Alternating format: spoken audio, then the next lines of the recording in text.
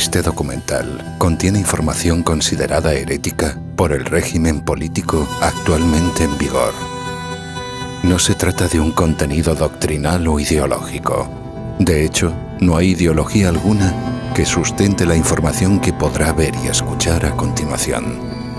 Pero, sin embargo, la explicación y exposición de las cuestiones que se abordarán están prohibidas y censuradas por el poder actualmente establecido en España y en toda Europa.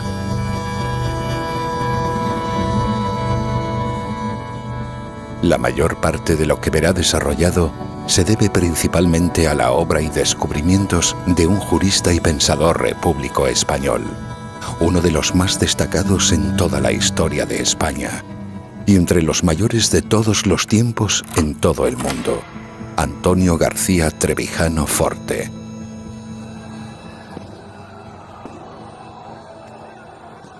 Principal líder de la oposición a la dictadura del general Franco y condenado al ostracismo por el estado de partidos actual. Durante la dictadura fue ordenado a asesinar en 2 ocasiones en sendos consejos de ministros, un hecho insólito y sin precedentes en la historia política moderna.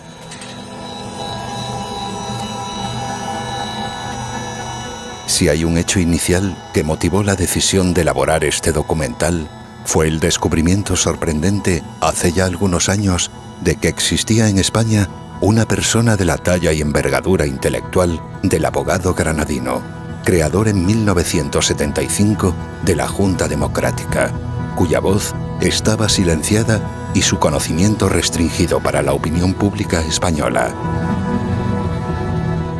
Su obra es desconocida en los centros académicos y de enseñanza en España, y su legado de pensamiento apartado del conocimiento de las nuevas generaciones de españoles que deberían de tener la inquietud por conocerlo y aproximarse a él como parte de su formación intelectual y para la conquista de la libertad política que actualmente no tienen.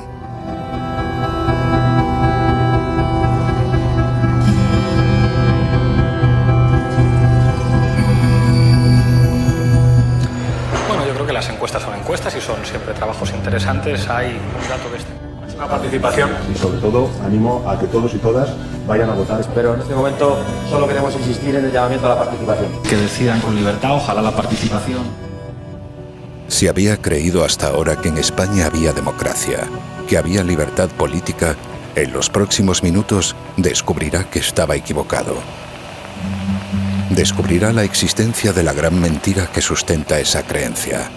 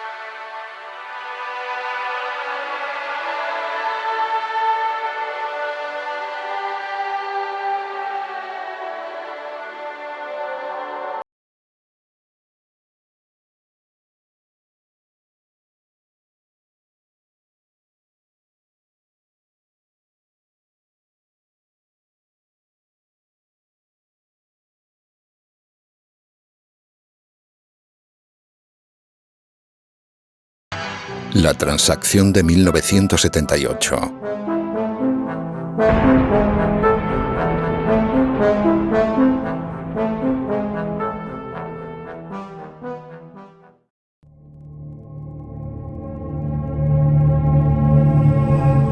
Que existía una gran inquietud por el porvenir político en los años previos a la muerte del dictador militar es algo incuestionable e indudable, incluso para los historiadores más afines al poder establecido en España.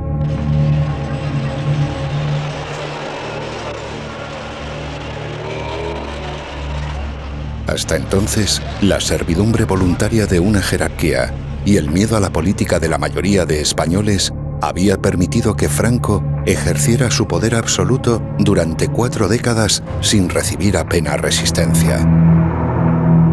Pero pasar de una forma de Estado degenerada, la dictadura, a otra idealmente virtuosa como lo es la monarquía, parece ser contrario a las leyes eternas de lo político, descubiertas por los clásicos. Y el propósito del dictador era el de imponer una corona a un rey que sería traidor a su propio padre, renunciando así al honor característico que fundamenta la monarquía, algo que inicialmente rechazaba una insignificante minoría de integristas, pero que era indiferente a la mayoría acomodaticia de accidentalistas.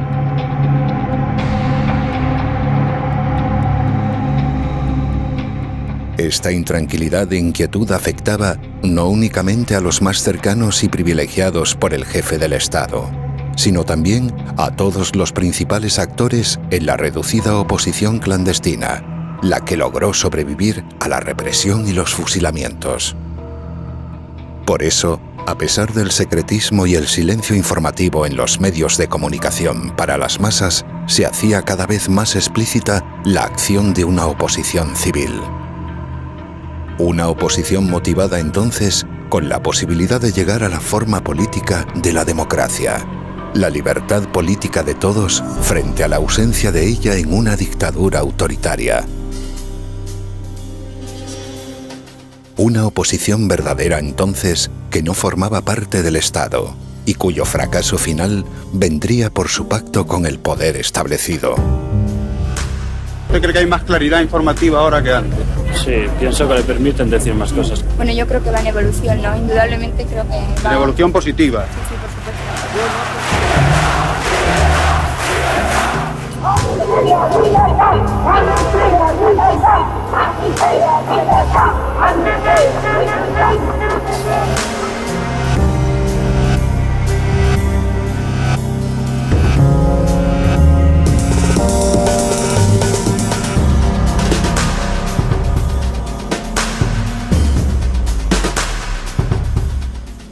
Esa situación de desconcierto, que ofrecía una esperanza de futuro con libertad política, origina una gran preocupación en los mayores beneficiarios del ejercicio del poder, la élite franquista. No es el amor a la libertad lo que guía a los más recalcitrantes, sino el miedo pánico. El miedo de los vencedores a los vencidos maneja la búsqueda de una vía para mantener ese control estatal sobre la clase gobernada. El miedo a la libertad aboca a los más cobardes a renunciar al liderazgo para buscar asegurarse en el poder a través de la reforma de lo existente.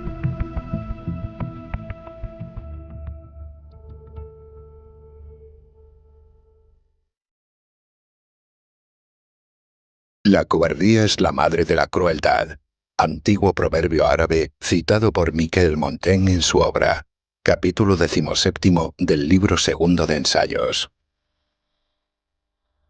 Algo que evidencia esa cobardía es la popularización entre la opinión pública de la expresión como no podía ser de otra manera. Un concepto que comienza a manejarse con frecuencia y que perdura en el uso colectivo en nuestros días. A pesar de que en el terreno político de las decisiones esto siempre es falso, sirve para confortar al que no tuvo el valor suficiente para haber hecho lo que se podía y se debía hacer.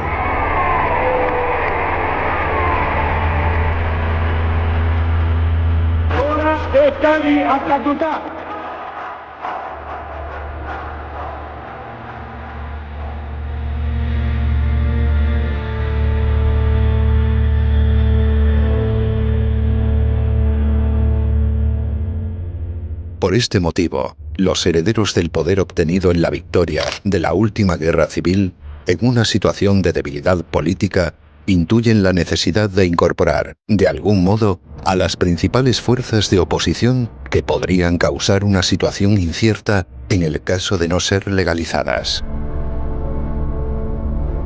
Al ver que era posible la ruptura, le dio miedo a las fuerzas conservadoras que estaban incorporadas a la Junta Democrática, partidos clásicos de liberales, de derecha, burgueses. Le dio miedo. Ese ambiente lo notó, lo percibió el Partido Socialista Obrero Español. El miedo parece no dejar otra salida que la del pacto para repartirse el botín. Y la ambición de los vencidos, conducir a la necesidad de aceptarlo, renunciando así a su lucha por la libertad colectiva. La oposición renuncia a todas sus ambiciones a cambio de ser legalizada, aceptando la legalidad impuesta por la dictadura anterior. En Toulouse vivió y supervivió Llopis al frente del PSOE, pero un grupo de aventureros y ambiciosos jóvenes de Sevilla pues dieron dentro del partido un golpe de mano para hacerse con las riendas del poder. Ese grupo fue ayudado por los servicios secretos de Franco, por Carrero Blanco en concreto, y por el coronel San Martín. Hay pruebas evidentes, además yo lo sabía y lo viví, para que viajaran a Suresnes sin peligro ninguno de ser perseguido. Felipe González tenía el nombre de Isidoro para la policía, con la orden en la policía que todos lo escuchábamos por la radio y lo sabíamos. La policía no, si estaba en una manifestación en Sevilla pública, Isidoro, la policía tenía orden de no detenerlo y no hacer nada, hacer la vista gorda. Bueno, pues eso fue la tradición que triunfó y se puso al servicio de una monarquía. Pero no de una monarquía cualquiera, no de una monarquía tradicional que a su cargo o sobre los hombros de una familia recaiga toda la historia de un país. No. Una monarquía preparada, dibujada, diseñada y nombrando el monarca el propio Franco. Dictador nombra rey a Juan Carlos contra la voluntad de su padre, contra la voluntad del conde de Barcelona. Yo mismo, a petición del conde de Barcelona, me llamó, me desplacé a Estoril para contestar a su hijo y a Franco. Y me pidió que escribiera los borradores, que escribí a los dos, y a su hijo, en concreto el padre le dijo que no podía consentir que aceptara una monarquía sin honor, que es lo que podía único que hacer un dictador. Esta es la verdad.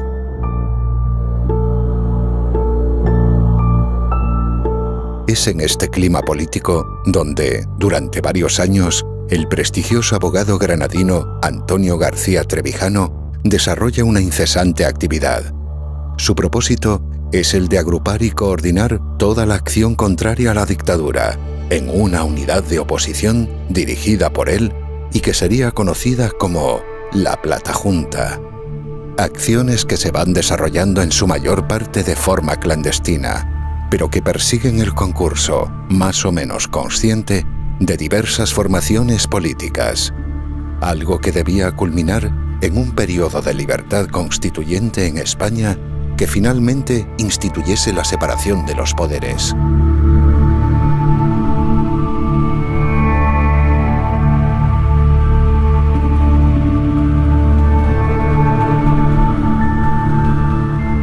Sin embargo, como ya hemos visto, el terror de quienes heredan el poder de la dictadura se encuentra y se une a la ambición de tenerlo, de los que hasta entonces habían formado una oposición en favor de la libertad.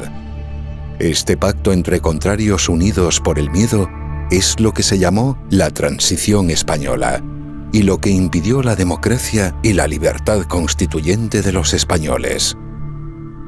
Un pacto de unión entre traidores a sus propios principios e ideales. Por este motivo, hoy no hay democracia en España.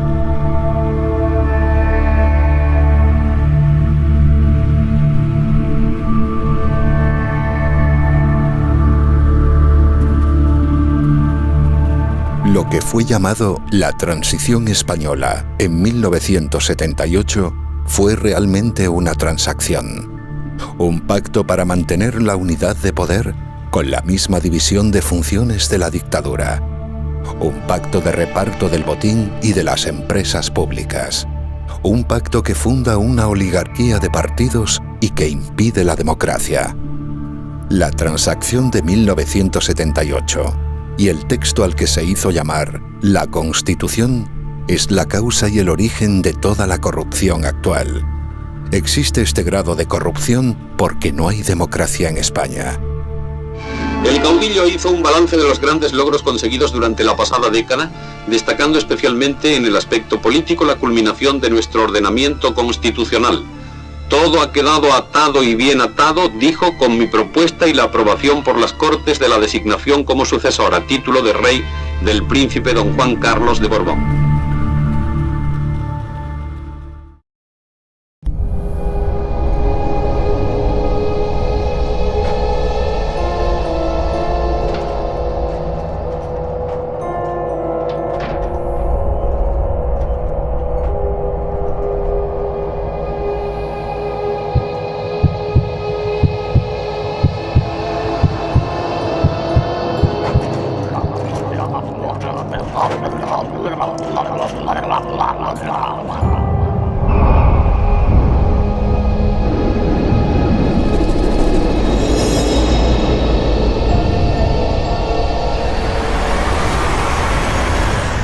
El consenso político.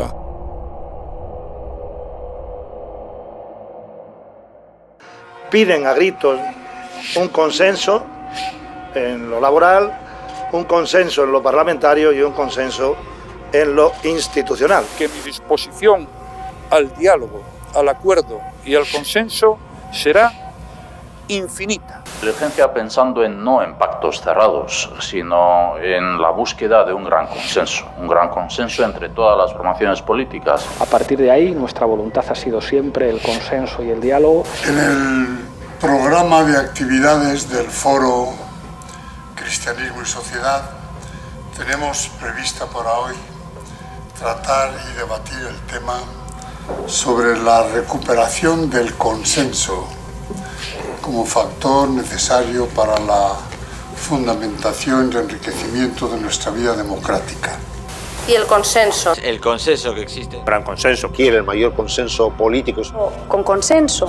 Una cultura política del consenso y que eso expresa la necesidad. Y el mejor porvenir de todos pasaba por el consenso. Y han roto el consenso constitucional. Y crear consensos era el espíritu del consenso. El consenso. A los consensos. Y ese consenso. Consensos. Consenso. Consenso. El portavoz parlamentario de Vox en Andalucía, Alejandro Hernández, ha pedido al gobierno de Partido Popular Andaluz y Ciudadanos no poner en riesgo el consenso político alcanzado. Para un consenso. ¿De consenso? ¿De consenso? Con consenso. ¿De consenso? Dios de consenso. El consenso. A consensos.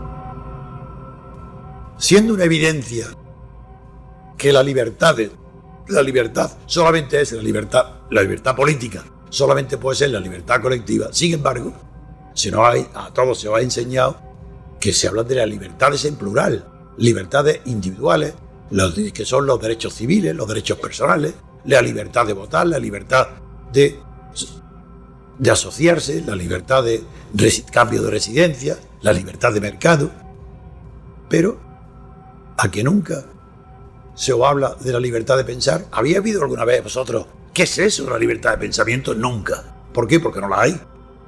Porque para que haya libertad de pensamiento no puede haber consenso. El enemigo del pensamiento es el consenso. Cada vez que oigáis la palabra consenso, ya están, nos están traicionando. No quieren que pensemos, no quieren que seamos libres. ¿Consenso? Pero si eso es un horror, es una transgresión tal. Consenso. Consenso. Consenso, tío, consenso. Consenso. Consensos. Consenso. Consenso. Consenso. Consenso. Consensos. Consenso.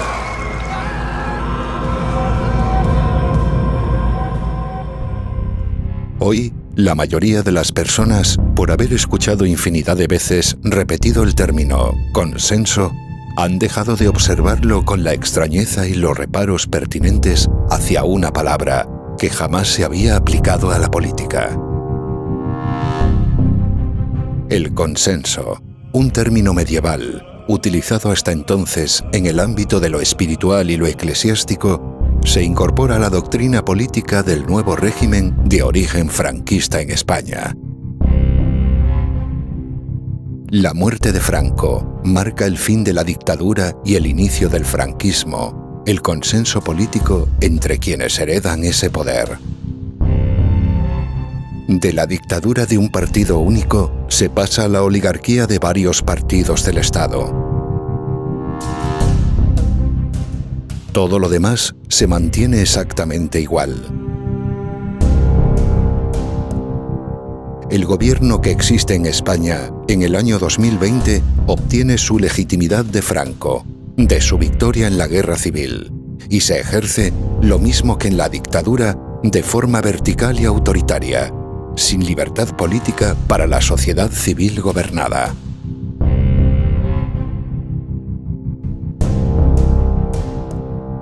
Si la política, que es la lucha por el poder, necesita del conflicto y de la polémica para existir, el consenso es su contrario, es decir, la eliminación o prohibición de la política. El militar prusiano Karl von Clausewitz, uno de los más célebres y brillantes historiadores de la ciencia militar, definió la guerra como la continuación de la política por otros medios. Siendo esto la verdad, entonces es la guerra, ante la imposibilidad civilizada para canalizar el conflicto, la alternativa que lo resuelve mediante la fuerza de la barbarie.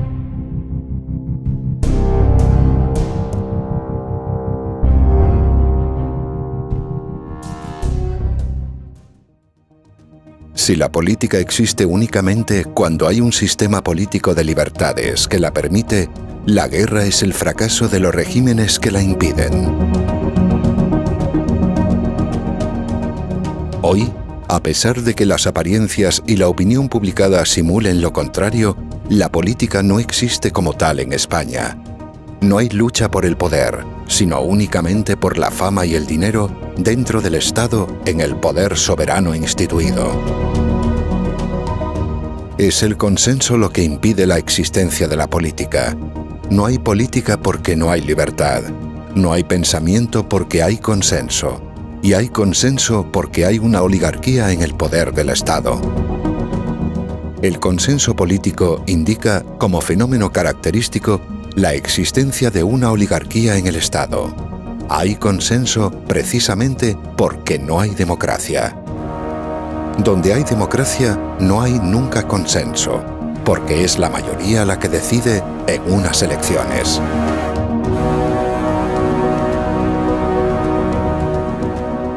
Por causa de lo explicado hasta ahora, para continuar la dictadura por otros medios e impedir la libertad política, se establece el consenso político entre una oligarquía de jefes de partidos que sucede a Francisco Franco en el poder.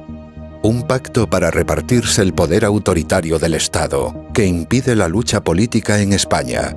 La sustituye con prácticas burocráticas, administrativas y comerciales, e impone un sentir único de traición y vergüenza a toda la sociedad civil. Ese poder quedará garantizado mediante un sistema proporcional de listas que proporciona poder absoluto y sin control de nada a quienes las hacen. Una oligarquía política dentro del Estado, una única unidad de poder establecido, con la misma división de funciones legislativa y judicial anteriores, donde será la corrupción personal, institucional y sistemática el único medio que permita la estabilidad.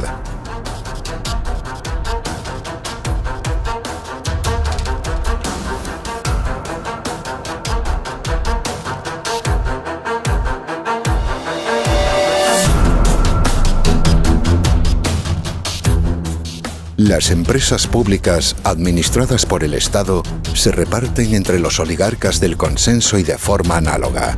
Los diferentes territorios de España se fragmentan para que el Estado disponga de más administraciones e instituciones donde colocar a los segundones de cada partido estatal. Se desconcentra el poder para extenderlo en lugar de descentralizarlo.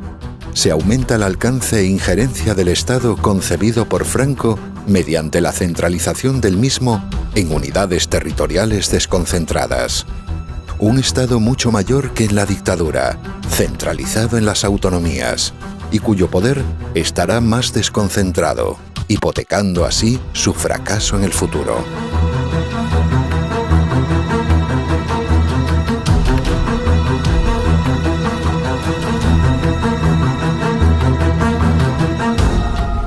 La monstruosidad del consenso supone la muerte moral, el suicidio de la sociedad española. La corrupción se hace factor de gobierno, un factor imprescindible para gobernar y para que pueda haber estabilidad del régimen.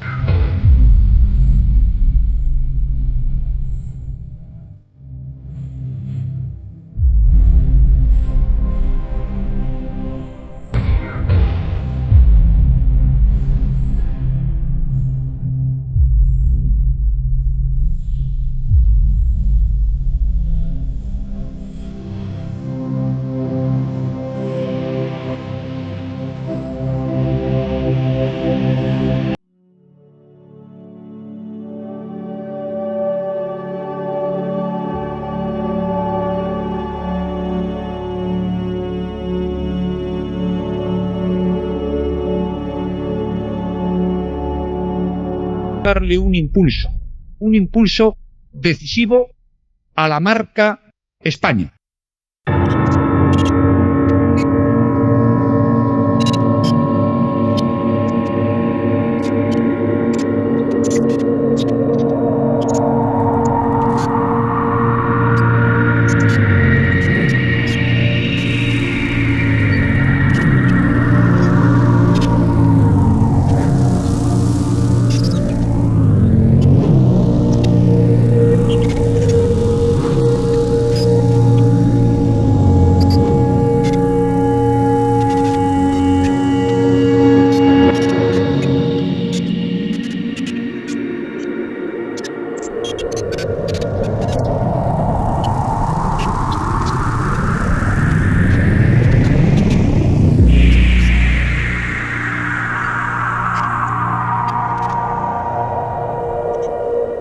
La política de las apariencias.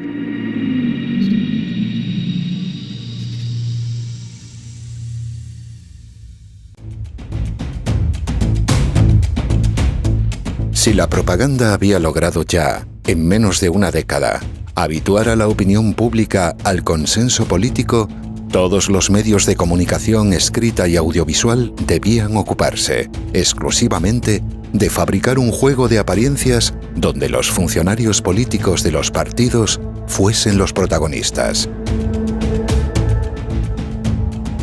Si ya no existe ninguna lucha por el poder, porque el consenso de una oligarquía la impide, entonces es necesario convertir a la sociedad civil en espectadora de un espectáculo, donde parece que la hay.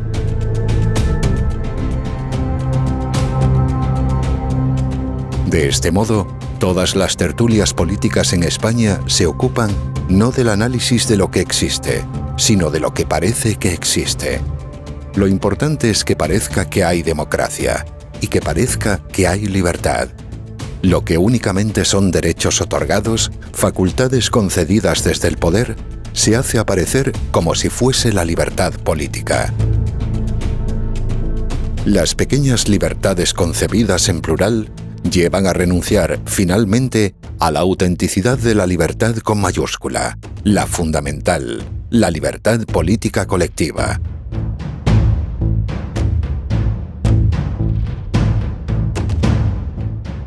Los partidos políticos, al convertirse en órganos del propio Estado, en instrumentos de un poder único, absoluto e inseparado, actúan para integrar a las masas. Un funcionamiento idéntico de adhesión al que ya había en la anterior dictadura militar. Buscar las adhesiones sentimentales e inquebrantables de diferentes espectros de votantes es el cometido de cada una de las facciones estatales. Y cuando alguna se agota o se produce una desafección, como sucedió durante el movimiento de los indignados del 15M, el propio régimen fabrica nuevos partidos políticos. Un intento de rejuvenecerse, como en el caso reciente de Podemos, Vox o Ciudadanos. Devolver la ilusión a las masas para que sigan votando como si hubiese democracia.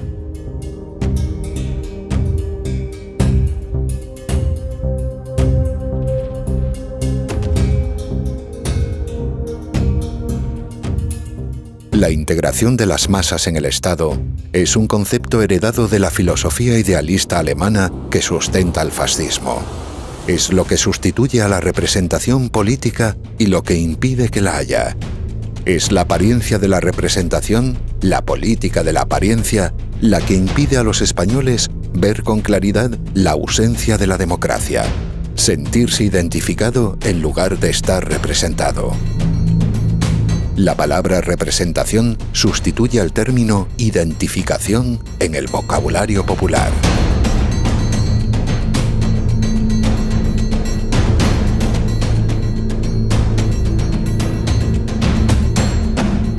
Al estar prohibida la elección de representantes de forma uninominal y directa, se necesita constantemente de un afecto sentimental hacia organismos del propio Estado.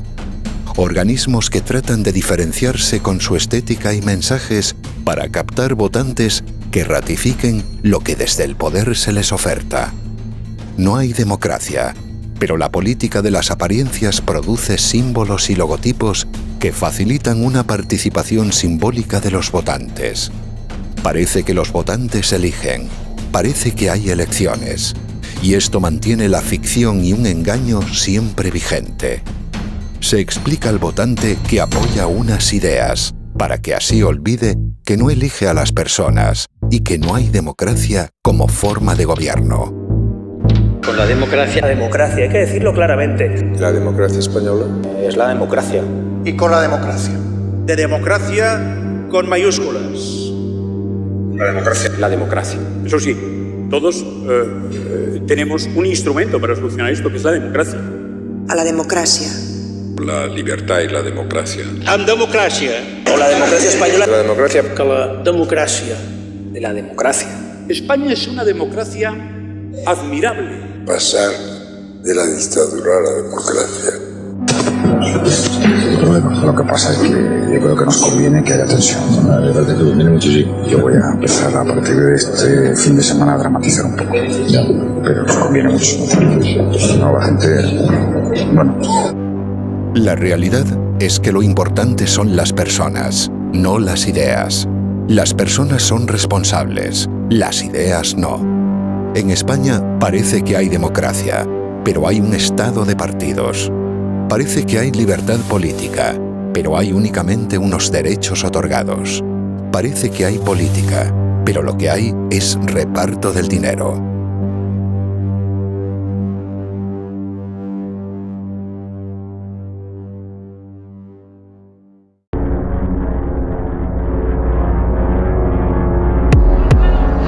Ante la situación creada por los sucesos desarrollados en el Palacio de la Moncloa. Yo no quiero que el sistema de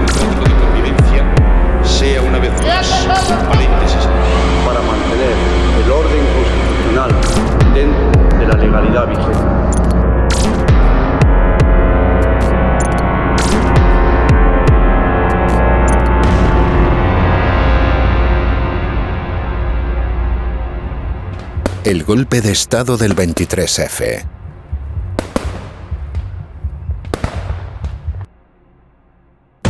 El 23 de febrero de 1981 tiene lugar un golpe de Estado aparentemente frustrado por el rey y cuya manifestación pública se realiza en el Congreso de los Diputados de los partidos.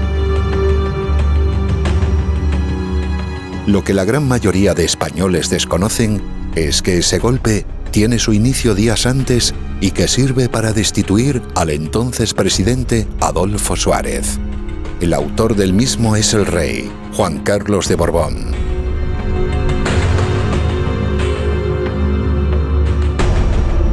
Es tan poco inteligente que lo confiesa en un mensaje enviado al general Milans del Bosch y que se hizo público. Acabo de dar un mensaje por televisión afirmando mi rotunda decisión de mantener el orden constitucional dentro de la legalidad vigente. Después de este mensaje ya no puedo volverme atrás.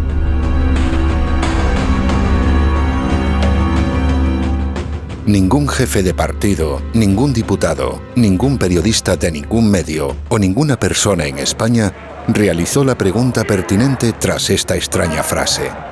Si ya no podía volverse atrás, significa que, antes del mensaje, sí que podía hacerlo.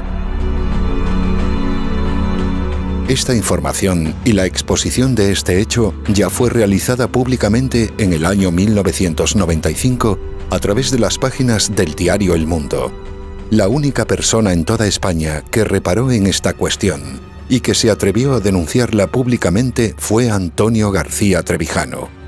Su relato fue posteriormente confirmado por Sabino Fernández Campo, secretario de la Casa Real en aquellos momentos.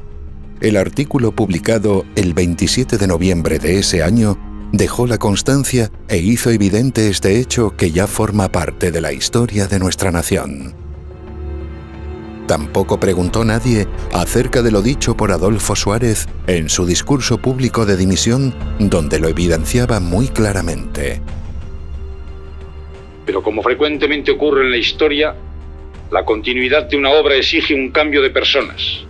Y yo no quiero que el sistema democrático de convivencia sea una vez más un paréntesis en la historia de España. Un paréntesis en la historia de España. Un paréntesis en la historia de España. ¿Por qué nadie se preguntó por la dictadura que amenazaba a Suárez? Si no quería ser un paréntesis, ¿dimitía porque ya había participado en una dictadura, la de Franco, y no quería participar en otra?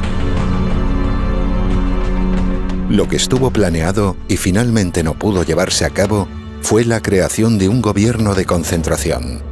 Un nuevo gobierno que estaría presidido por el general Alfonso Armada, en el que participaban miembros del Partido Socialista, del Partido Comunista y, naturalmente, de Alianza Popular, los herederos directos de Franco. Antonio Tejero, un simple peón de toda la operación, por desconocerla, la hace fracasar. Según explicó él mismo, una de las principales causas fue la de enterarse de que en el nuevo gobierno iban a participar comunistas.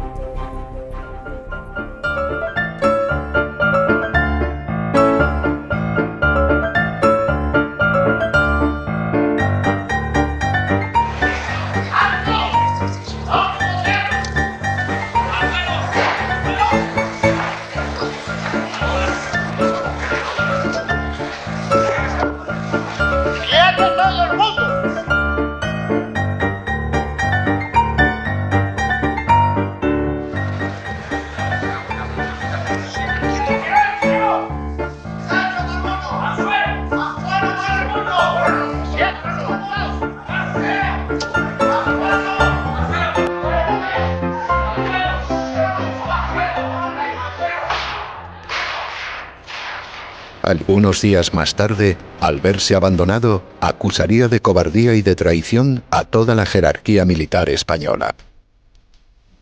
No sabía que todos estaban siguiendo las órdenes del rey, y que éste, a su vez, había sido aconsejado por los más altos cargos militares. El golpe del 23F, dado por el rey Juan Carlos, es la prueba de que en España no hay una constitución. es la prueba de que no hay democracia. El golpe de Estado no es el 23F. El golpe de Estado es el que da Juan Carlos de Borbón con los militares para destituir a Adolfo Suárez.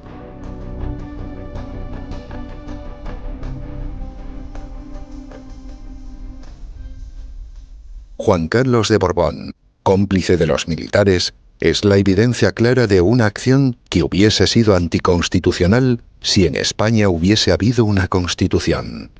Que el golpe de Estado fuese posible, es decir, la destitución de Adolfo Suárez, demuestra que había un presidente débil y sin poder, que no hay una separación de los poderes constitucional, algo que hubiese hecho imposible esa acción de fuerza sobre el cargo de la presidencia. Por lo tanto, el golpe de Estado, que no sucedió realmente el 23F, no esconde ya ningún misterio. Fue organizado por Juan Carlos de Borbón, y por eso, unos meses después, Santiago Carrillo, que era entonces el jefe del Partido Comunista, pide el Premio Nobel de la Paz para el rey.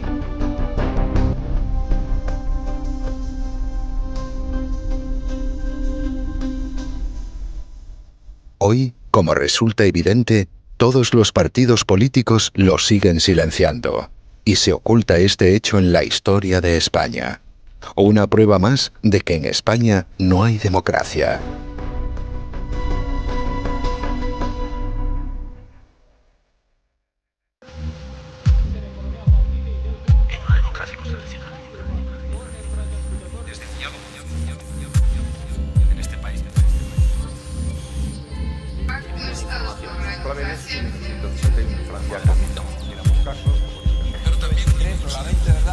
Pero se han estado viendo la sexta noche. De los miembros y miembros de esta comisión. De este país. Justicia por la seguridad. La empatía. La empatía. Pacto por la educación en este país. Portavoces y portavozas.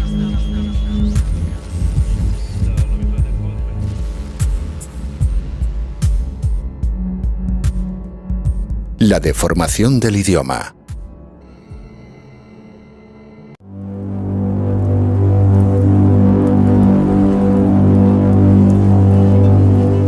Una de las principales y más nefastas consecuencias del consenso político y de la política de las apariencias es la deformación del idioma español. Por muy sorprendente que pueda parecer, para que se sostenga la mentira pública y la corrupción política sea normalizada, es necesario que las personas dejen de poder pensar de forma normal y acorde a la realidad. Esto se logra mediante la incorporación de palabras y expresiones que deforman el pensamiento, impidiendo así la libertad para ejercerlo. Algo que resulta en el hecho observado y observable de que, en general, las personas cada vez se expresan peor. Sus frases son cada vez más difíciles de comprender para todos los demás. Y de ese modo priman únicamente unas manifestaciones sentimentales a las que hacen llamar la inteligencia emocional.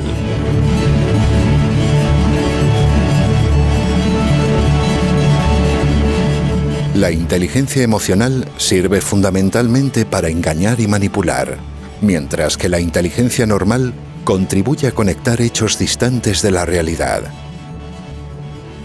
Es por esto que si las palabras dejan de señalar hechos objetivos de la realidad, lo que hace sustantivo al idioma, lo que es universalmente observado por todos los hablantes, se hace imposible el pensamiento humano natural, y las personas tienden a fantasear a través de sus emociones siempre cambiantes.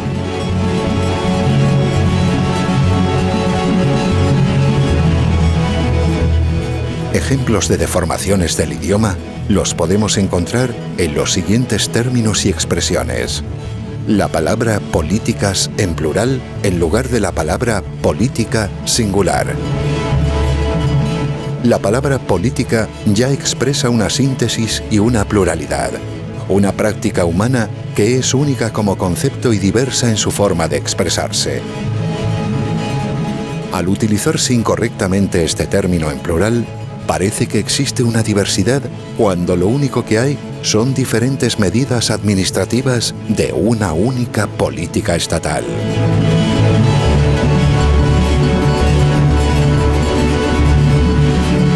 El uso anómalo e incorrecto de la preposición desde, introducido durante los primeros años del actual régimen, por quien escribía los discursos Adolfo Suárez. La responsabilidad de explicarles, desde la confianza y la legitimidad con la que me invistieron como presidente, para hablar a los demás no en la misma situación de inmediatez, sino estando en una posición distante y alejada de evidente y manifiesta superioridad. Para parecer elevado se habla desde la simpatía, en lugar de con simpatía, o desde el afecto, en lugar de con afecto.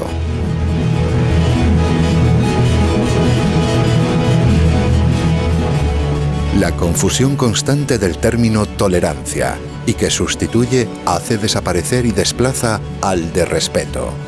Se tolera lo que se domina y se respeta lo que se teme. Por eso una sociedad de tolerantes es una sociedad de individuos que tienden a ser dominados y que únicamente temen y respetan la represión y coacción estatal.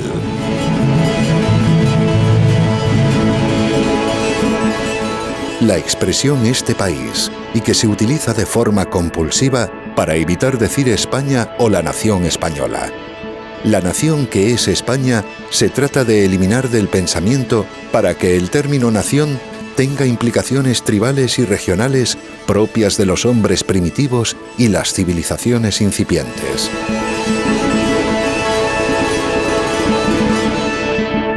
País es un término moderno, de origen francés, que hace referencia a un pequeño territorio, al paisaje divisado desde una prominente elevación.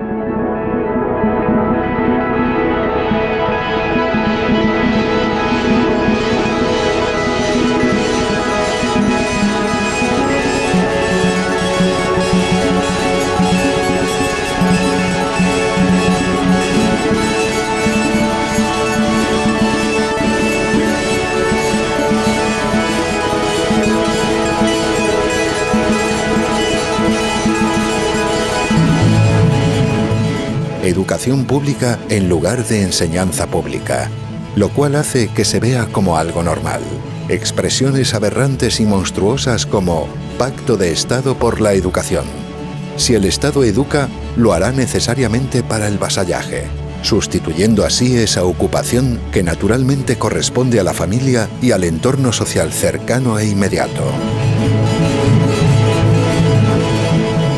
El Estado únicamente debe instruir, y los profesores y los maestros enseñar, es decir, señalar.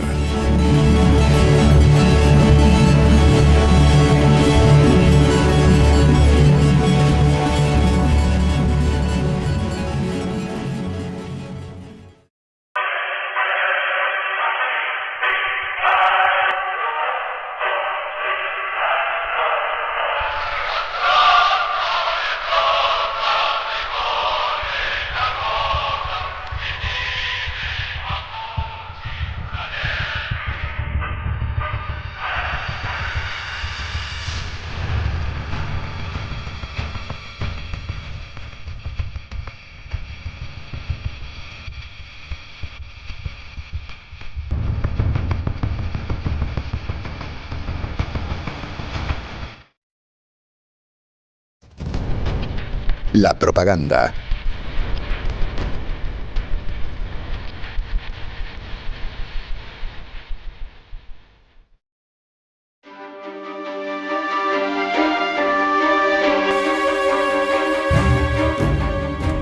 En el arte de la propaganda política, uno de los máximos exponentes y pioneros tras la Revolución Francesa fue Joseph Goebbels, ministro de Ilustración Pública durante la dictadura nacionalsocialista en Alemania. Este, a su vez, observa los principios expuestos por Adolf Hitler en el capítulo dedicado a la propaganda de guerra, en su libro Mein Kampf. Así, su populista premisa es la de convertir todo mensaje político en algo que vaya dirigido a los sentimientos o emociones, y no a la razón o la inteligencia.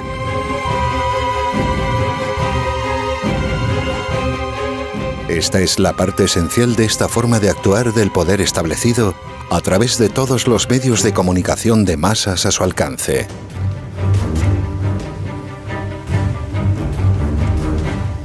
Es muy frecuente y habitual observar cómo, a través de las modernas redes sociales en Internet, incluso las personas que comprenden que no hay democracia en España y que conocen el carácter totalitario y autoritario subyacente en un estado de partidos, caen continuamente en la difusión de las noticias y vídeos que llevan a una decepción sentimental.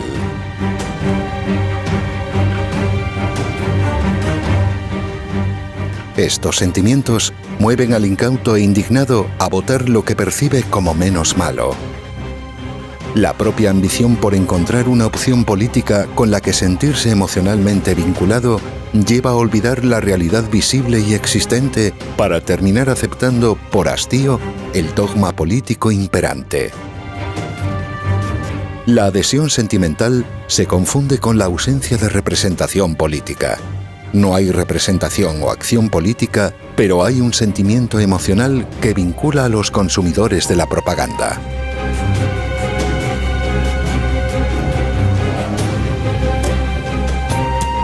Actuar mediante la imitación de lo que se observa en los medios de comunicación, en las tertulias y a los personajes autorizados por el régimen de partidos es lo que lleva a que la opinión publicada se convierta inmediatamente en opinión pública. Desaparece, por lo tanto, la opinión pública, quedando convertida en una simple repetición de lo que se oye en los medios de comunicación al servicio del Estado. Las personas creen defender así sus propios intereses, creen actuar por iniciativa propia, cuando lo que realmente hacen es propagar la indignación que tanto interesa al poder establecido.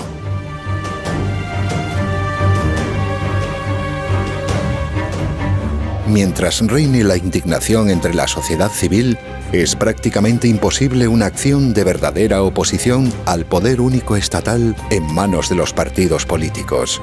Porque quien se indigna es únicamente aquel que desconoce las causas de algo y se molesta por los efectos que percibe. ¿Usted ha entrado alguna vez en el análisis de las causas que indignan a los gobernados? No. Dirá que los políticos roban, que se enriquecen, pero está diciendo por qué. ¿Por qué la partitocracia es el instrumento ideal para el enriquecimiento de los políticos? Pero habla usted un solo vez de la partitocracia como causa de la corrupción que genera la indignación de los gobernados. ¿Acaso es que ahora de repente los españoles quieren saber las causas verdaderas que producen los efectos tan perversos que los indignan? No, ¿dónde está esa curiosidad? ¿Por qué la gente se indigna? Con mucha razón. La razón es otra cosa. Si dice usted con mucha razón, es porque sabe la causa de la indignación. Dígala, ¿la ha dicho alguna vez? No, ni una sola vez.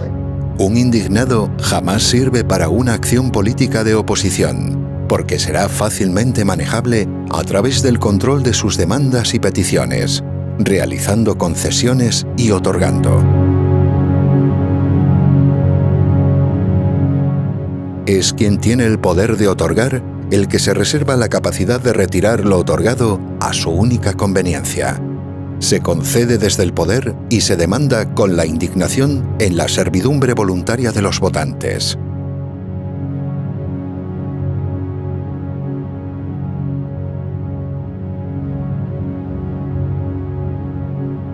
No hay nada que sea más útil y sirva mejor al sostenimiento del poder que un permanente estado de indignación entre la opinión pública. Se garantiza así que jamás existirá una oposición organizada e inteligente.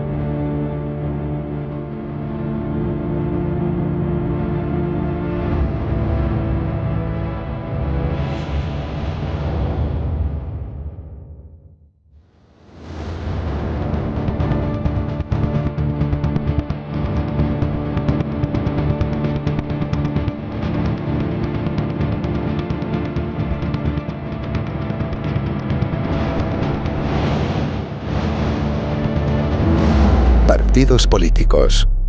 No personas físicas. El estado de partidos.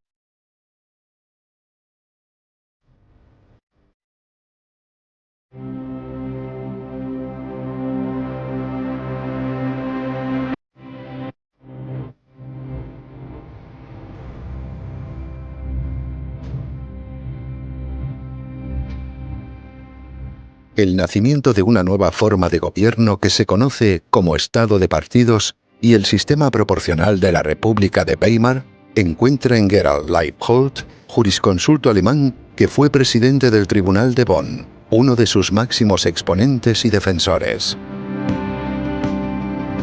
Este prestigioso jurista, en el ensayo Representación e Identidad, explica con claridad diáfana cómo esta forma de gobierno elimina completamente la representación política del votante para sustituirla con la identificación sentimental, la integración de las masas en el Estado.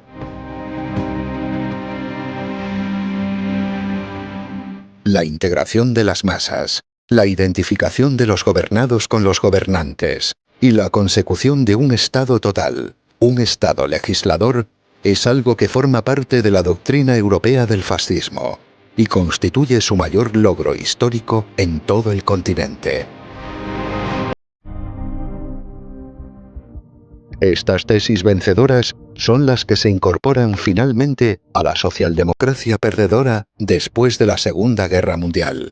Es lo que sustenta los estados de partidos o partidocracias actuales, primero en Alemania e Italia, y después en España, siendo imitado por la clase dirigente tras la muerte del general Franco. Los textos fundamentales de Alemania o de Italia, que no son verdaderas constituciones, por carecer de separación de los poderes, son copiados de forma defectuosa por los artífices de la Carta otorgada de 1978 en España.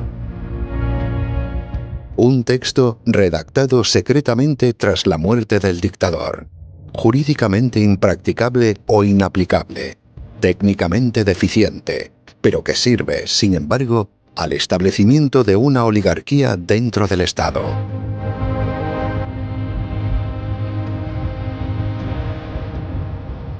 A partir de estas nuevas leyes fundamentales de 1978, que se hacen pasar por una constitución mediante un referéndum sin cortes constituyentes, los partidos estatales pasan a convertirse en los únicos agentes políticos posibles.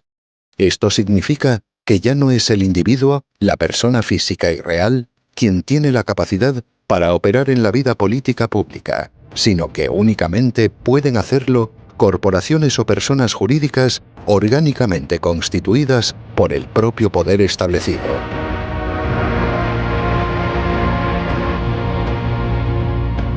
La abstracción corporativa y convocación empresarial sustituye al individuo, y así se impide que pueda haber política. Los individuos votan las ideas facilitadas por unas ficciones jurídicas, y de ese modo se impide que puedan elegir a personas reales y físicas. Usted necesita ver claro. Guías electorales Avance. 12 títulos con información imparcial y objetiva. Adquiera su ejemplar cada miércoles en kioscos y librerías. Guías electorales Avance. Libros que ayudan a votar.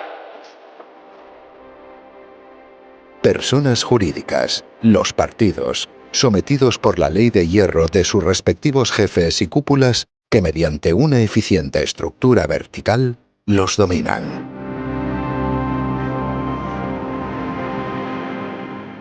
Este es uno de los aspectos que resultan más difíciles de asimilar para la mayoría de las personas que escuchan estas explicaciones por primera vez, y lo que impide ver la sustancial diferencia entre la democracia entendida exclusivamente como sistema político formal y el régimen de poder de un Estado de partidos.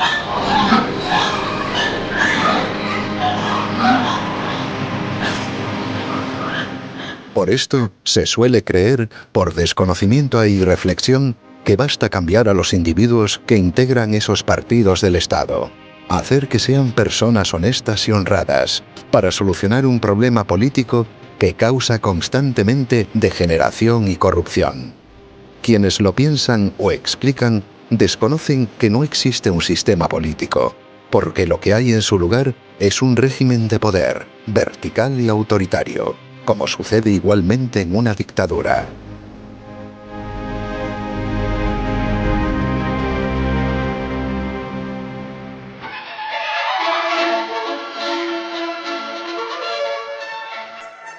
Las elecciones para procuradores en Cortes por el tercio familiar son el día 29 de septiembre.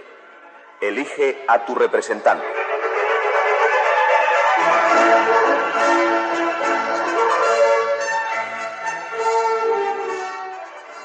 No olvides votar si eres cabeza de familia. Vota a tu paisano Adolfo Suárez.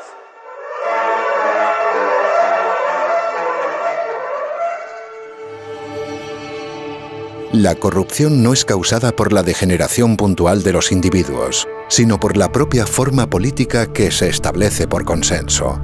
La corrupción es institucional, sin que pueda existir un control al no haber separación entre el legislativo y el ejecutivo, entre los legisladores y el gobierno.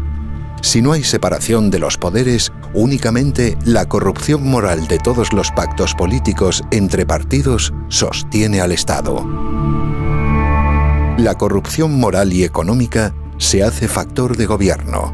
En España, en el actual régimen, es obligatorio corromperse y estar moralmente corrompido para poder gobernar. Por eso no es posible que las leyes solucionen la corrupción. Realmente es algo imposible de solucionar de ese modo, ya que al no existir la representación y la política ejercida por individuos, por personas físicas y reales, cualquier problema se convierte en estructural e institucional. La corrupción se instituye como factor de gobierno en un estado de partidos. Son las propias instituciones las que obligan a la corrupción de los individuos, y al no haber representación política, es indiferente el partido que se vote o el nombre o las ideas que diga defender ese partido.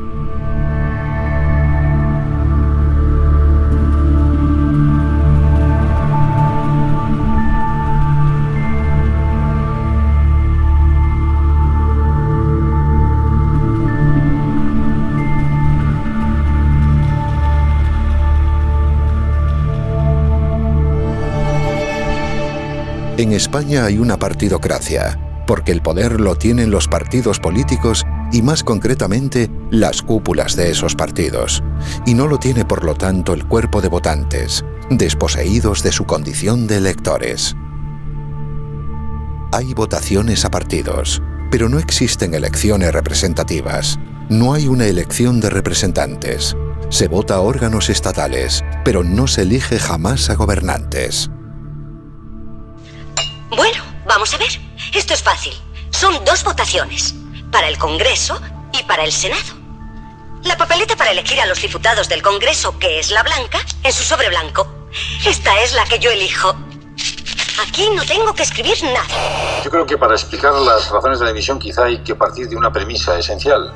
Es que hay muchísimos españoles que creen que en las elecciones generales eligen ellos directamente al presidente del gobierno. Un régimen de poder en el cual los gobernados no eligen libremente a sus gobernantes no puede ser denominado, más que para confundir, como democrático. Por esto, bajo la denominación de Estado de partidos, lo que se esconde realmente es una oligarquía política y financiera dentro del propio Estado. Una oligarquía de jefes de partidos que se reparten el poder mediante un sistema proporcional de cuotas, obtenido de la ratificación de sus listas en las urnas.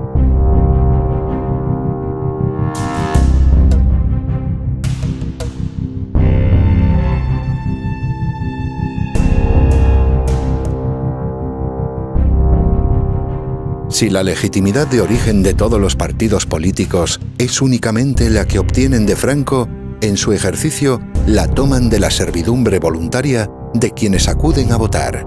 Por eso todo el que vota se corrompe y apoya aquello que lo somete y lo maltrata.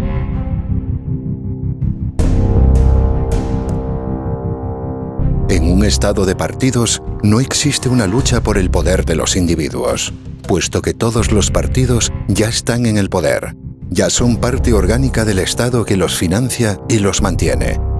Existe la ficción de un enfrentamiento entre entidades ficticias, partidos estatales.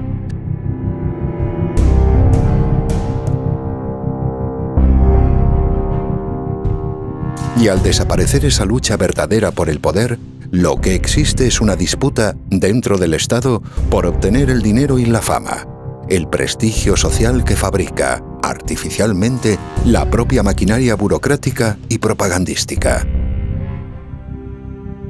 Para que desaparezca la política realizada por las personas individuales, se hace necesaria una identificación sentimental, la de los gobernados con los organismos creados por el poder establecido. Facciones que tienen el propósito de mantener a la sociedad civil excluida de la política a través de una ficción, una representación, entendida de forma teatral o fingida. Se llama representación o estar representado a lo que es identificación o sentirse identificado. Puesto que los individuos únicamente pueden votar a partidos, es imposible que haya democracia y que los gobernados elijan a sus gobernantes.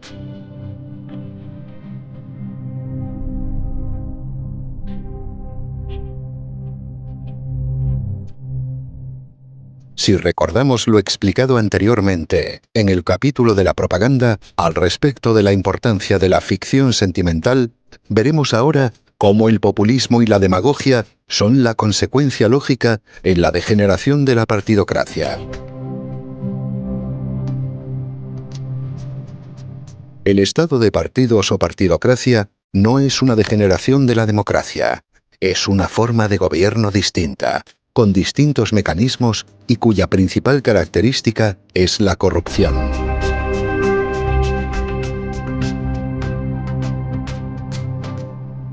El grado de corrupción actual en España, que es de los mayores del mundo, es la consecuencia de que no hay democracia.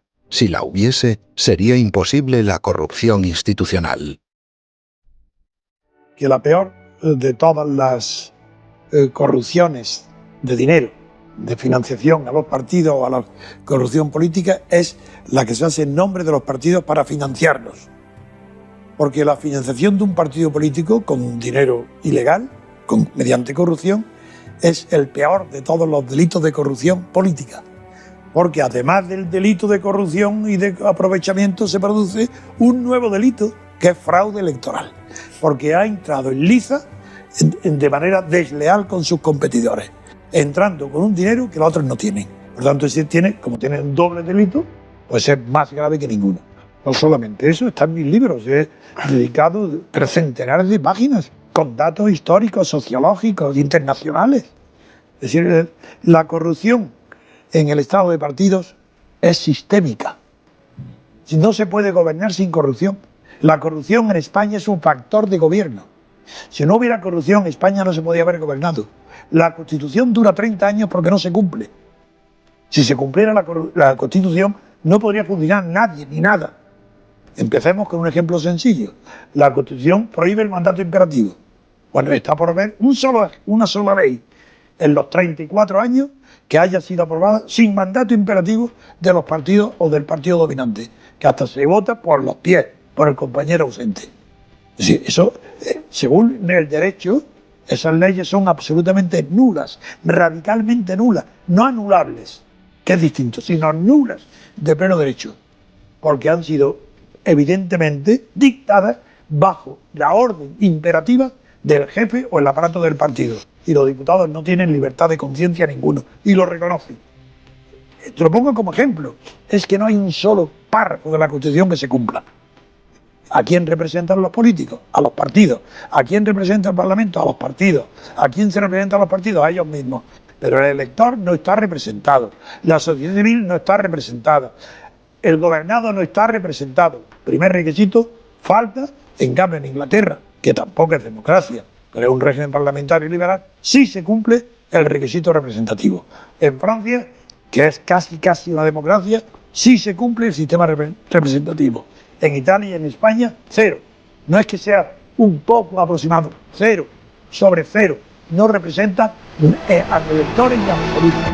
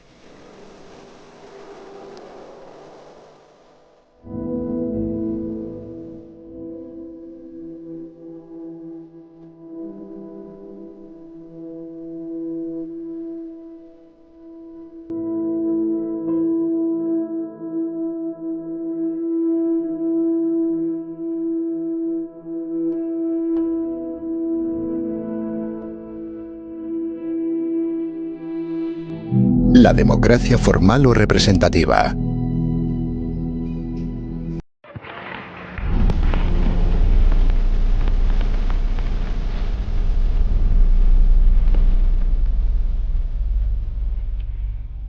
La historia y los grandes pensadores de la política han demostrado ya suficientemente cómo este término tan manido, tan presente en las conversaciones sobre las circunstancias políticas, únicamente puede considerarse y estudiarse de dos maneras: mediante su observación social y material, o bien según una aproximación exclusivamente política y formal. Es decir, o bien se toma la democracia como una idealización indefinida que sirve para la consecución de ambiciones materiales, o bien se realiza una observación estrictamente científica y desapasionada a través de sus reglas constitutivas. Dicho de otro modo, o son únicamente reglas que sirven para desarrollar la lucha por el poder, o no se puede comprender jamás lo que es la democracia. La democracia formal es algo realizable, que es posible alcanzar, mientras que la democracia material es una utopía inalcanzable, que nadie sabe explicar o decir lo que es. Esto último es lo que constituye lo que el filósofo español Gustavo Bueno llamó fundamentalismo democrático. La utopía de la palabra democracia entendida a través de la igualdad material y de condiciones. En su consideración formal, la democracia es un concepto claro y nada ambiguo, que permite la libertad política a través de la representación, la libre elección de individuos representantes de otros en cuyo nombre actúan. Esta libertad política queda asegurada además mediante la radical separación, en su origen, de los poderes legislativo y ejecutivo, de forma que las ambiciones de unos estén permanentemente enfrentadas a las de los otros. De este modo, ese control mutuo enemistado de forma irreconciliable hace que se puedan preservar la virtud de la esfera pública. Que las oportunidades políticas sean iguales para cualquier opción planteada por quienes integran una sociedad. Por eso no es concebible la prohibición de unas ideas o de unos partidos políticos, cualesquiera que sean, cuando hay democracia. Por la sencilla razón de que, cuando la hay, las acciones políticas y la responsabilidad recaen exclusivamente en cada individuo. Se pueden juzgar hechos jurídicos, pero no las ideas o los ideales de los individuos. Cuando hay democracia, las oportunidades para todas las ideas son las mismas, idénticas, porque hay libertad política de todos.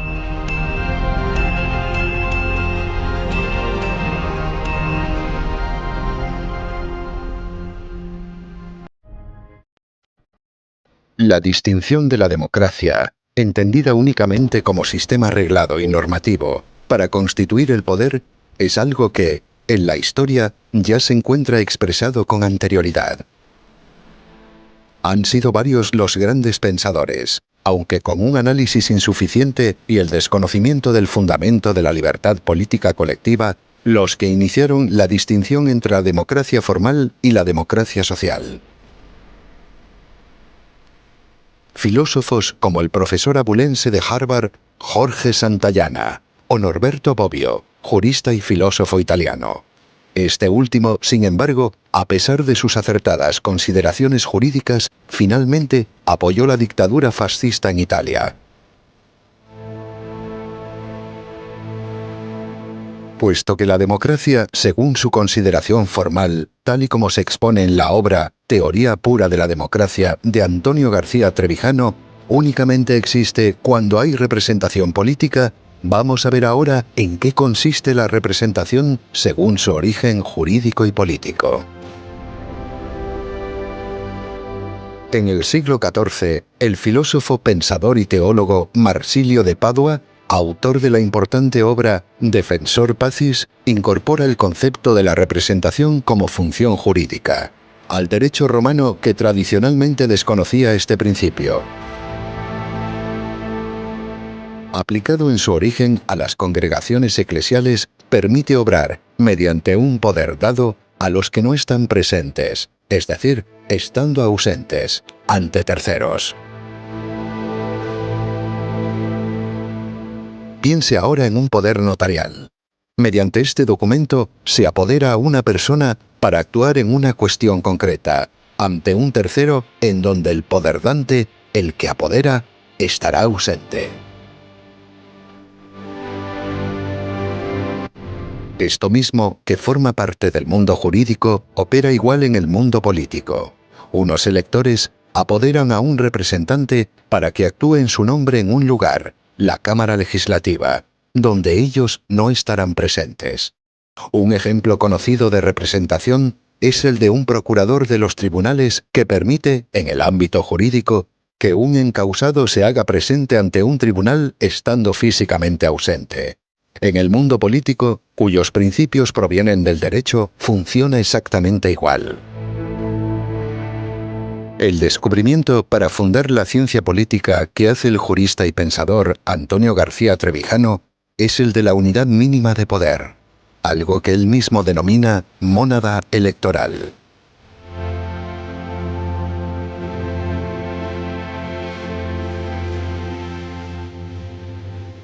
Se traduce en la práctica como el pequeño distrito donde sus habitantes eligen a su representante de entre sus convecinos. Esta relación contractual entre el representante elegido y las personas representadas de ese distrito la mantiene la fuerza, coactiva e imperativa, de la mayoría absoluta que lo elige. Si tomamos una pequeña comunidad vecinal de aproximadamente 100.000 habitantes, podremos comprender fácilmente que en ella podrán existir diversos candidatos en competencia.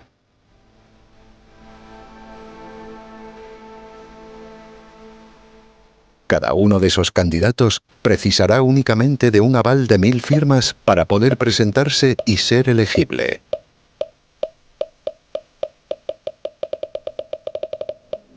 Y una vez presentadas esas candidaturas, y durante un breve periodo electoral, cada uno de ellos podrá exponer públicamente sus propuestas, ofrecidas gratuitamente a través de los medios de comunicación locales y los diversos espacios públicos con los que se cuente. Después, los habitantes de ese distrito vecinal votarán en unas urnas, introduciendo el nombre y los 2 apellidos por el candidato de su preferencia.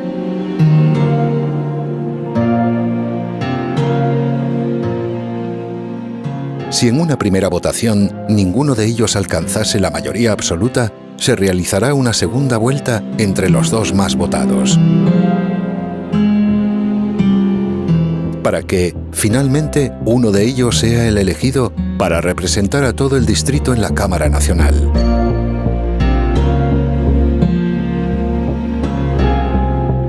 Observe que estos votantes no están votando a un partido político o una lista, estarán eligiendo a una persona individual.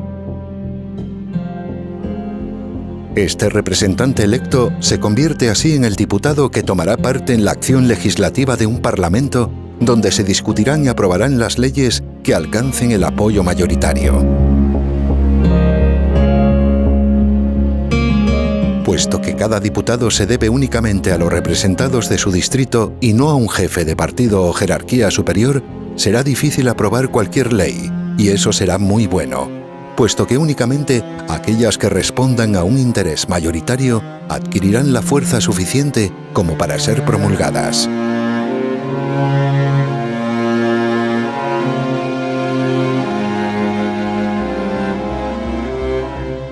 Es importante saber que la política, si se considera científicamente, es únicamente la observación de la lucha por el poder, es decir, una relación no económica, sino exclusivamente de la fuerza. Y es esa fuerza la que mantiene a cada uno de los distintos representantes. Cada distrito financia y mantiene a su representante y su oficina para evitar que sirva u obedezca a intereses ajenos a los de quienes le pagan y mantienen. De este modo, cada uno de los diputados dispondrá de un despacho en su distrito, donde semanalmente atenderá las peticiones, quejas o demandas que cualquier vecino quiera exponerle.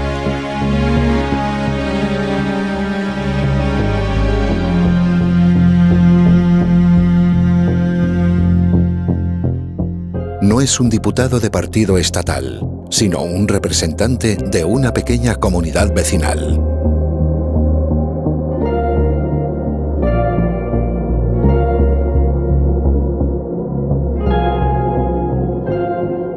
Para que, además de la representación política que hoy no existe en España y que acabamos de explicar, haya también un control del poder para evitar que se pueda convertir en algo tiránico y arbitrario en contra de la propia sociedad gobernada, debe existir además una radical separación en su origen entre los poderes. Esto se consigue mediante una elección separada en elecciones distintas. Unas para el poder legislativo, que corresponde a la nación a través de los representantes de los distritos, y otras para el poder ejecutivo del gobierno, que corresponde al Estado.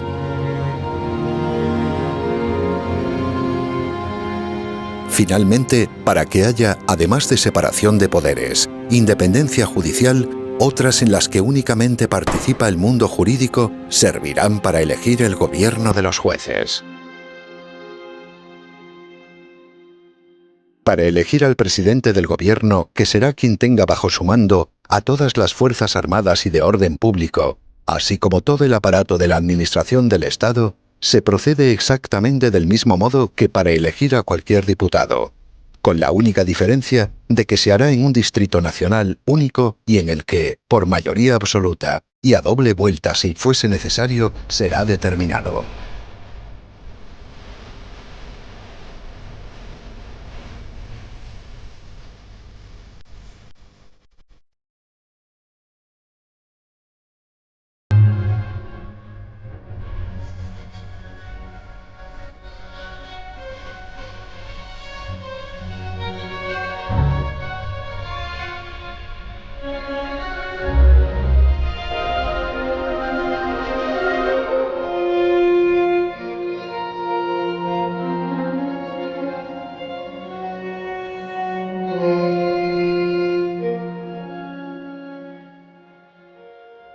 La figura de este presidente no será, sin embargo, la de un representante.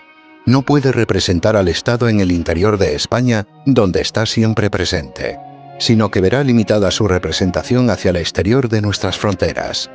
El gobierno, al ser del Estado y no de la nación, como se suele decir equivocadamente, ejerce su representación en la acción política exterior. Siendo la personificación jurídica de la nación española, su acción internacional requiere de esa figura de dirección encarnada por el cargo del presidente.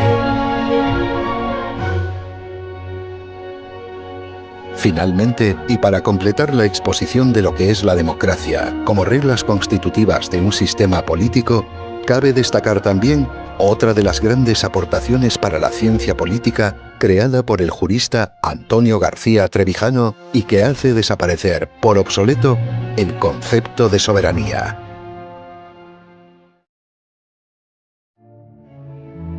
Si tras la desaparición de la figura del monarca absoluto en la historia ya ha sido imposible de comprender la idea de la soberanía, es en la publicación de la obra Teoría pura de la República donde definitivamente se destierra toda confusión a través de su eliminación.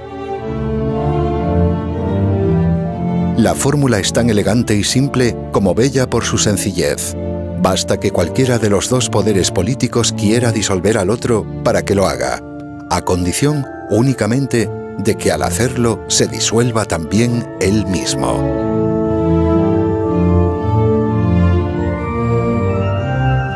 Veámoslo con un ejemplo fácil. Supongamos a un presidente del gobierno que ve imposible su acción por tener una amplia mayoría de la Asamblea Legislativa en contra. Pues según el principio expuesto antes, bastará con que quiera disolver las Cortes para que lo haga inmediatamente, a condición de que al hacerlo, él mismo dimita y así se convoquen nuevas elecciones legislativas y también ejecutivas que diriman el conflicto.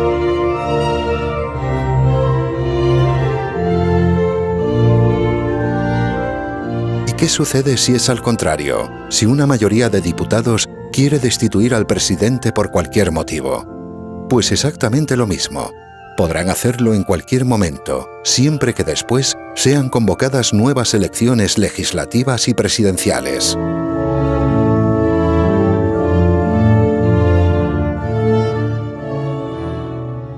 Para finalizar este capítulo, cuyo desarrollo se encuentra mucho más detallado y pormenorizado en la obra Teoría pura de la República, vamos a recapitular para ver con sencillez lo que es la democracia y cómo reconocer cuando está presente o ausente como sistema político.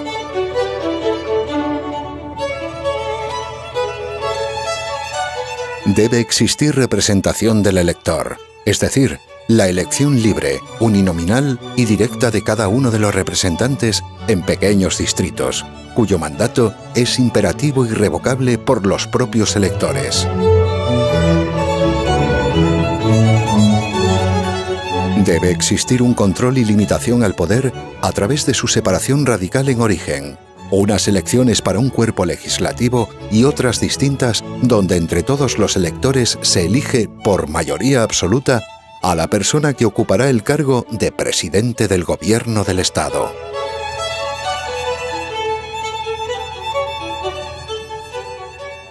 Debe haber también independencia judicial para que esa facultad de juzgar, propia de los jueces y los magistrados, se vea libre de injerencias de los dos poderes políticos. Esto es posible mediante la eliminación del Ministerio de Justicia con un órgano de gobierno independiente en su presupuesto y contando con una policía judicial propia y subordinada únicamente a ese cuerpo jurisdiccional.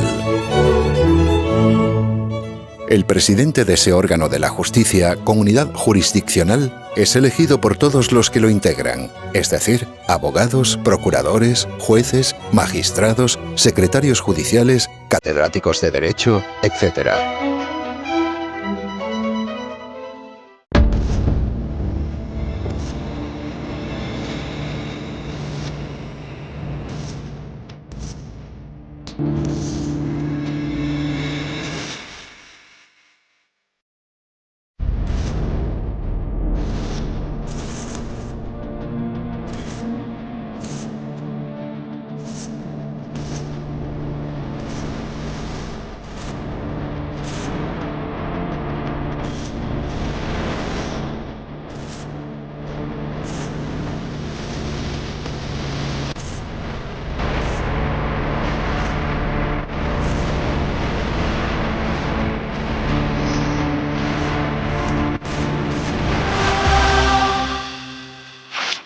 Ruptura democrática.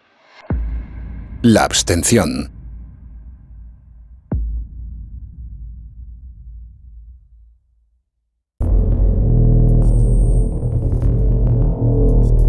Una vez se ha comprendido y comprobado que la forma de gobierno existente en España no es la democracia porque no cumple ninguno de los requisitos formales para recibir esa denominación, lo más lógico debe ser buscar el modo y la forma de que la haya, de conquistar la libertad política que actualmente no hay.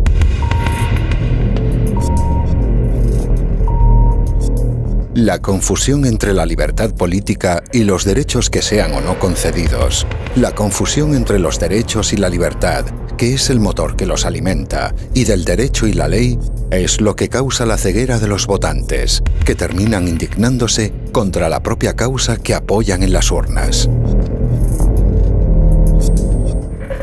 El votante cegado es como el enterrado vivo de Cúbito Prono que pretende escapar escarbando. Apoyar lo que ahora existe, una oligarquía de partidos estatales, implica la oposición a que pueda haber algún día democracia. Por eso me gustaría aprovechar este momento para pedir a los ciudadanos que vengan a votar. Que la gente vaya a votar con mucha decisión porque nos jugamos mucho. Y sobre todo pues que haya mucha participación. Para que España tenga un lugar importante, hay que votar hoy. Implica una gran participación. Yo le pido a los españoles que vayan a votar en masa, que participemos y hagamos un récord histórico de participación. Pero en este momento solo queremos insistir en el llamamiento a la participación. Así que votad, cabrones. Votad lo que queráis, pero no os quedéis en casa. Por lo tanto, todas las personas que acuden a votar a partidos que no eligen absolutamente nada porque se limitan a ratificar lo elegido por otros, lo hacen para apoyar lo que ya hay y que no es ni remotamente similar a una democracia.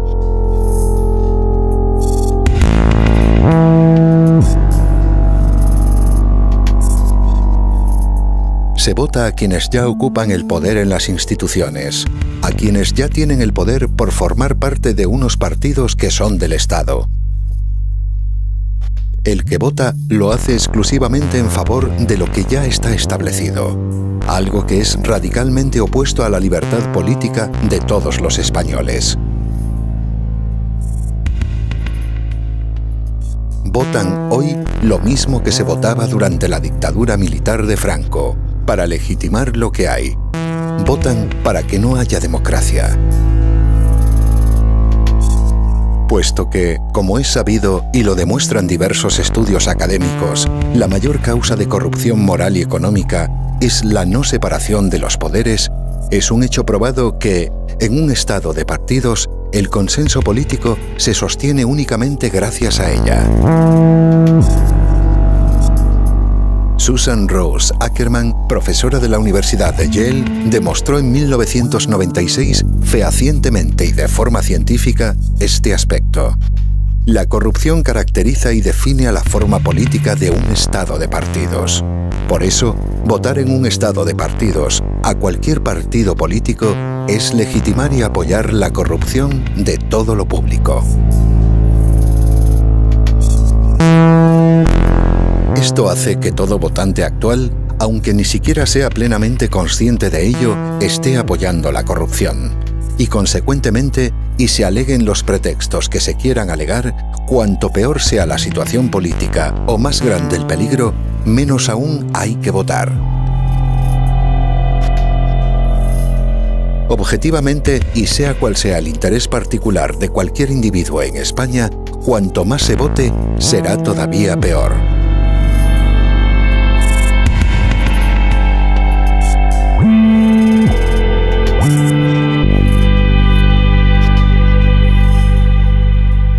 Votar implica la corrupción voluntaria de uno mismo. Es un impulso y una compulsión completamente suicida, una voluntad expresa de fracasar. Hay que observar por esto que, en una situación de decadencia y degeneración como la presente, el poder recurrirá a los sentimientos más primarios y basales como el del nacionalismo, la unidad territorial de la patria, para movilizar al voto por miedo.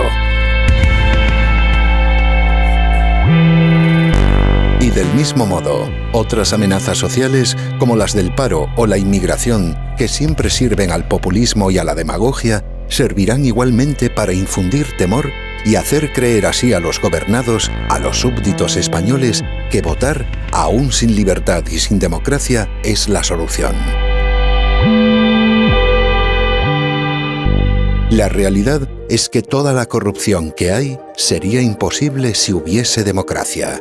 Por estos motivos, y sabiendo entonces que la alternativa o lo que hay ahora en España no es el comunismo o el fascismo, tampoco el nacionalismo o el socialismo, sino la democracia, es por lo que la abstención debe promoverse activamente y sin cesar.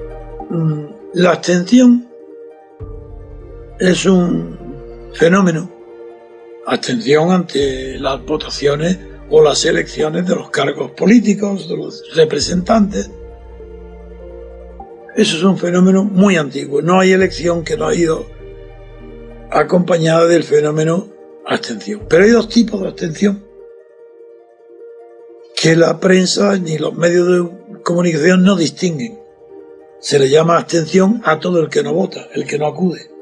Por tanto, incluso el enfermo, el que no puede acudir porque no puede ir a las urnas, sin embargo, es un abstencionista, como los demás que no quieren ir porque no quieren votar.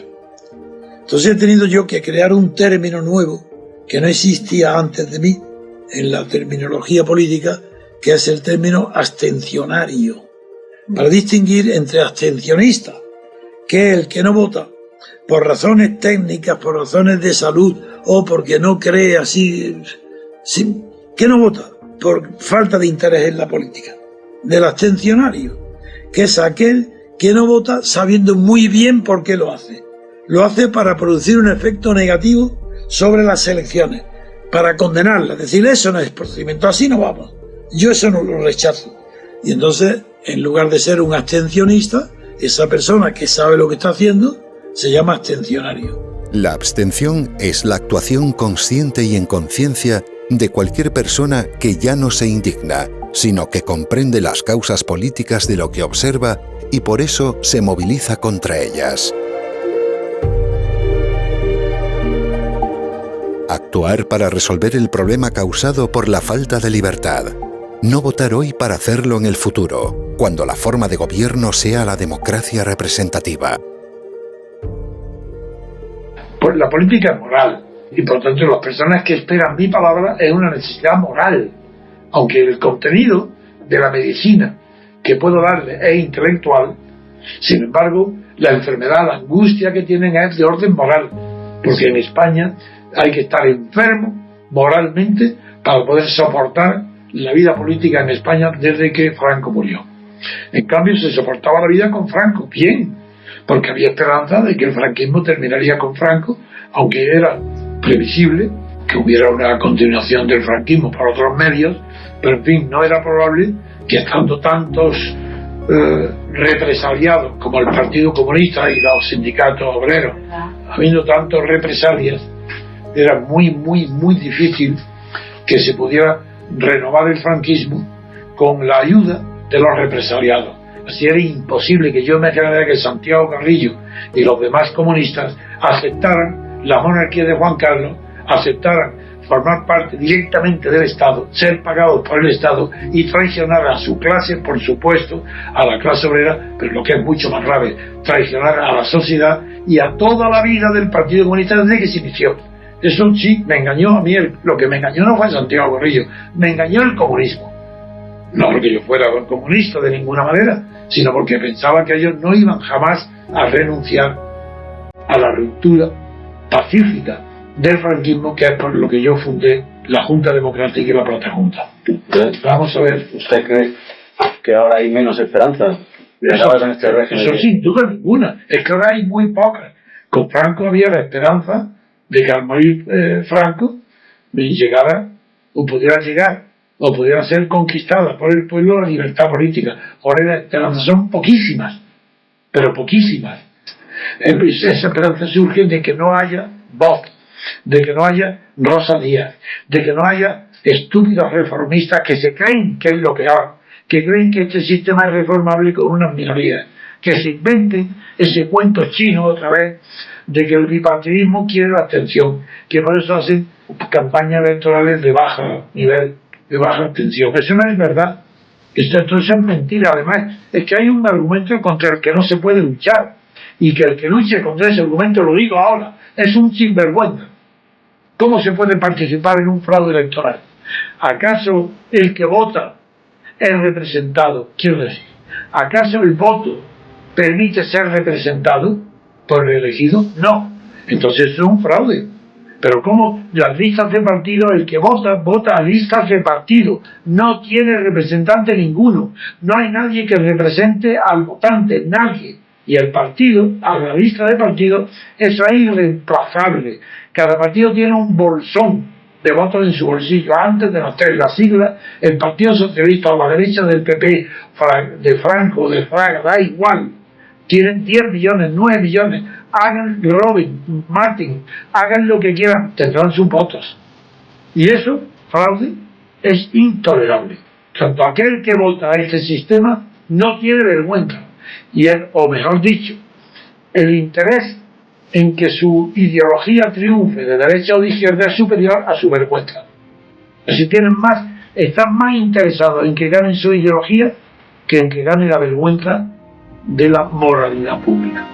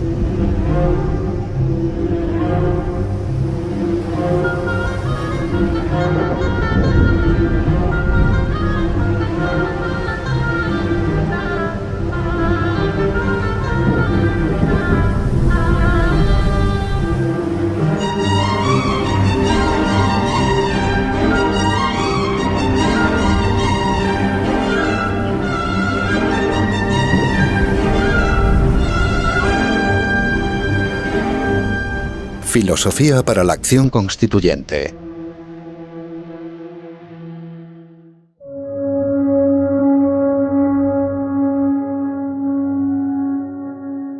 Desde la Revolución Francesa, y una vez descubierto por los pueblos que el poder estatal es una concreción del espacio hurtado a la libertad, no puede haber filosofía más auténtica que la de la acción constituyente de la libertad política colectiva.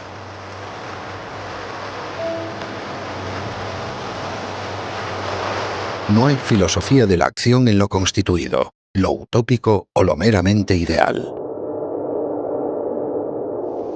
Para la filosofía de la acción constituyente, la del hombre de acción, y no un simple activista, las ideas no proceden de las ideas, sino de la experiencia fáctica de los hechos.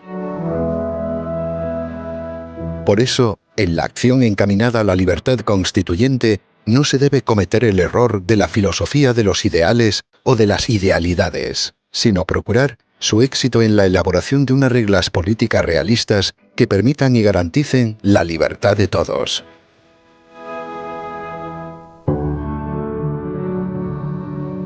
Desear una bondad angelical de todos no es filosofía de la acción constituyente, sino utópica ingenuidad que desconoce la verdadera naturaleza de los hombres.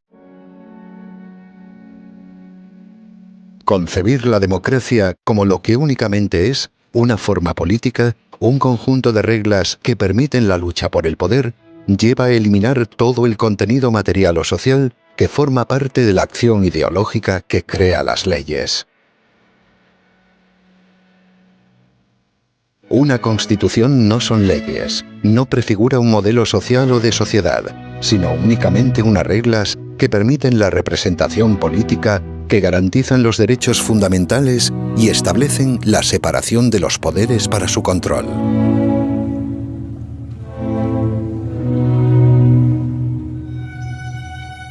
Para que después de ella pueda existir la verdadera política y sea la libertad de todos la que permita compensar los problemas sociales causados por la diferencia y la desigualdad.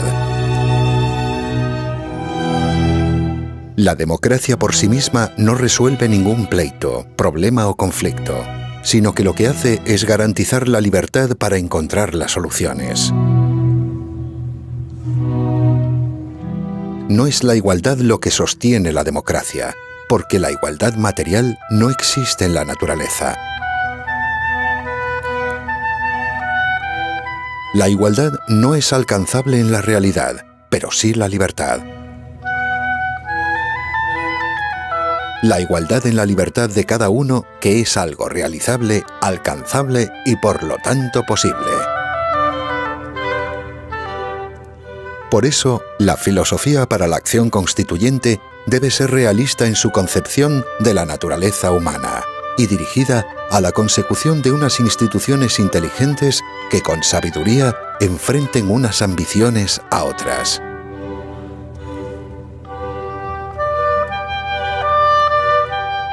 Si la acción constituyente se pierde por los vericuetos del idealismo, de la justicia social, los del bien común o los de la utopía de la igualdad, entonces perderá de vista su objetivo, el de garantizar la libertad, y fracasará irremediablemente, como tantas revoluciones políticas ya lo hicieron antes.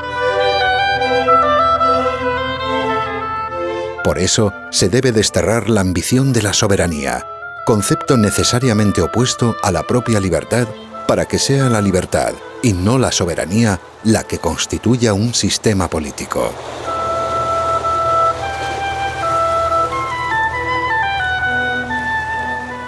La filosofía de la acción constituyente es la filosofía realista de los hechos, la que tiene en cuenta que únicamente la libertad de todos, la libertad política colectiva, es creadora de una constitución.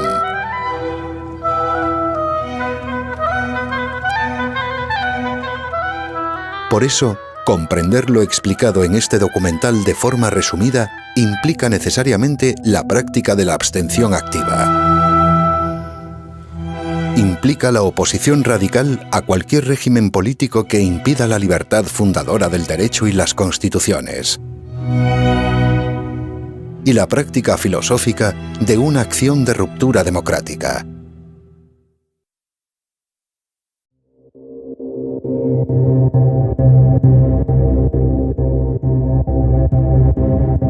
No se puede encontrar la libertad de todos sin procurarla, participando en apoyo de un régimen diseñado específicamente para impedirla. La abstención es el primer paso necesario, pero por sí solo insuficiente, para derribar a regímenes políticos que buscan su legitimidad a través de un engaño permanente en las urnas. De la mayor gesta política más fulgurante y más rápida de la democracia española. Es la democracia. La democracia. Es la democracia. De una democracia. Por eso, únicamente en los sistemas políticos verdaderamente fundados por la libertad colectiva, como el de Estados Unidos, la abstención no tiene ya ningún efecto.